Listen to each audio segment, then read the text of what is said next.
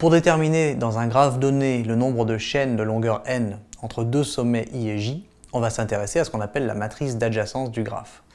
La matrice d'adjacence, c'est la matrice associée au graphe, appelons-la M, dont les coefficients m et j sont égaux au nombre d'arêtes entre les sommets i et j. Plus précisément, au nombre d'arêtes qui permettent d'aller du sommet i au sommet j. Alors, on va faire deux cas. Le cas du graphe non orienté, bon, l'arête, si elle existe entre les sommets i et j, permet toujours d'aller à la fois de i à j et puis de j à i. Par contre, dans le cas d'un graphe orienté, c'est un petit peu plus restrictif, on peut aller de i à j peut-être, mais il est probable qu'on ne puisse pas aller de j à i.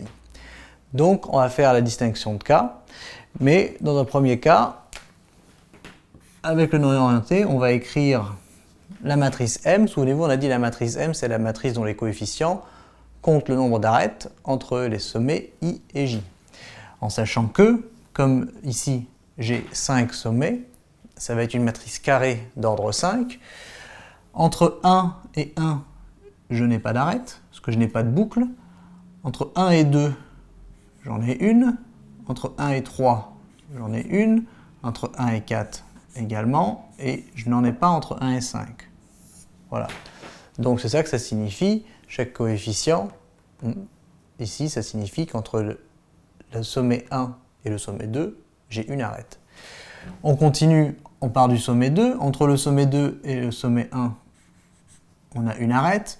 De 2 à 2, je n'en ai pas. De 2 à 3, une. De 2 à 4, une. De 2 à 5, 0. On part de 3. De 3 à 1, il y en a une. De 3 à 2, ça va. De 3 à 3, je n'en ai pas. De 3 à 4, aucun problème. Et de 3 à 5, il n'y en a pas.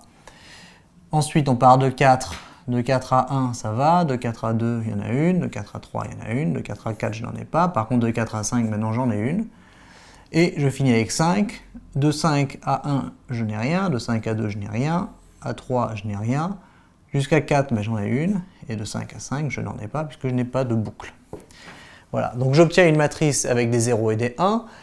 On peut même remarquer qu'elle est symétrique, c'est-à-dire que si je calcule sa transposée, je vais retrouver la même chose. Ça se voit ici, les termes sont symétriques par rapport à la diagonale. Et la symétrie est due au fait que l'arête n'est pas orientée. Donc si je sais que je peux aller de 1 à 2, automatiquement je pourrais aller de 2 à 1. Voilà. Maintenant, dans le cas d'un graphe orienté, il va falloir faire un petit peu plus attention. Ce sera toujours une matrice carrée d'ordre 5. Par contre, on n'aura pas forcément une matrice symétrique. Donc, si je pars du sommet 1, de 1, je ne peux pas aller à 1, je n'ai pas de boucle. Je peux aller à 2, ça va. Je ne peux pas aller à 3. Je peux aller à 4. Et je ne peux pas aller à 5. Du sommet 2, je ne peux pas aller à 1. Alors attention, vous voyez déjà que ce n'est pas symétrique. Je ne peux pas aller au sommet 2 parce que je n'ai pas de boucle. Je peux aller à 3. Je peux aller à 4 et je ne peux pas aller à 5. Du sommet 3 maintenant, je peux aller à 1.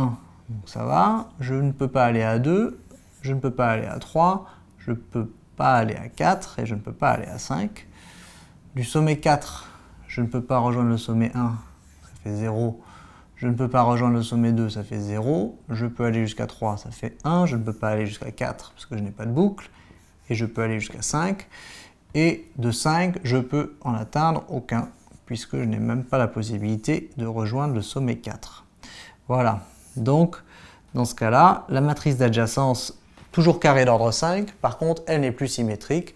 Et ça vient du fait que les arêtes sont orientées. Donc une matrice comme ça, a priori, on va dire, ça n'a pas grand intérêt, parce que s'il faut compter les arêtes entre les sommets 1 et 3, j'y arrive sans écrire une matrice 5-5. Par contre, une propriété de la matrice M, c'est que si je la mets à la puissance n, ça me donne, au niveau des coefficients, pour le coefficient, mettons MIJ, ça me donne le nombre de chaînes de longueur n entre les sommets I et J. Donc en fait, c'est une matrice très pratique dès qu'on veut calculer des chaînes de longueur plus grandes que 1. Donc une propriété, c'est que la matrice M à la puissance n, dont les coefficients, mettons, sont, on va dire, AIJ par exemple, eh bien AIJ représente le nombre de chaînes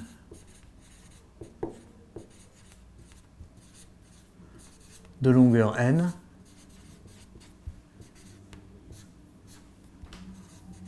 entre les sommets I et J. Alors bien sûr, si le graphe n'est pas orienté, de I à J ou de J à I, il y a autant de chaînes de longueur n puisque je peux aller dans les deux sens sur les arêtes.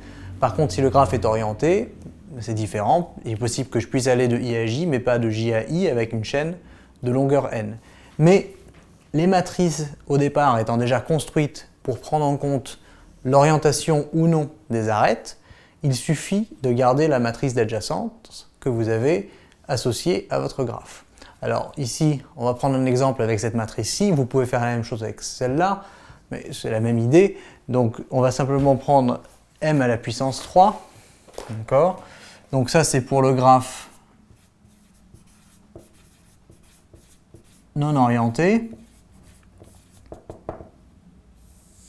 Et si vous calculez m à la puissance 3, vous trouvez la matrice suivante.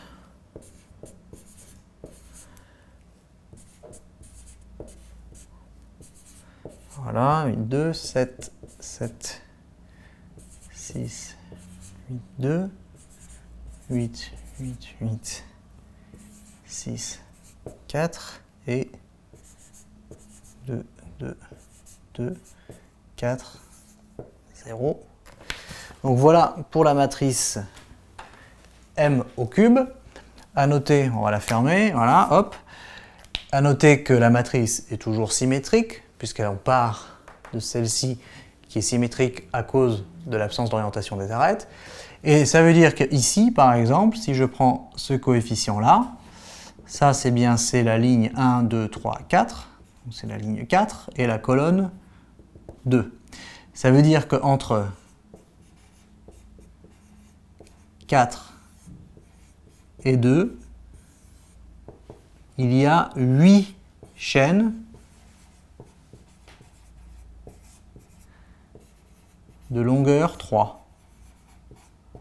Donc vous voyez que c'est assez puissant comme matrice, ça permet de donner directement le nombre de chaînes entre les sommets 4 et 2 qui sont de longueur 3. Donc attention, le 3 ici, c'est la valeur de la puissance à laquelle on élève la matrice. Donc c'est très classique dans les sujets de bac. On vous donne des fois la matrice ici directement où on vous demande de la trouver. Si on vous demande de la trouver, souvent on vous donne la puissance 3 ou 4 parce qu'on ne va pas vous faire calculer des puissances de matrice aussi grosses. Par contre, une des questions, c'est souvent entre tel sommet et tel sommet, combien de chaînes de longueur, mettons 3 ici, il suffit de procéder par lecture des coefficients de la matrice.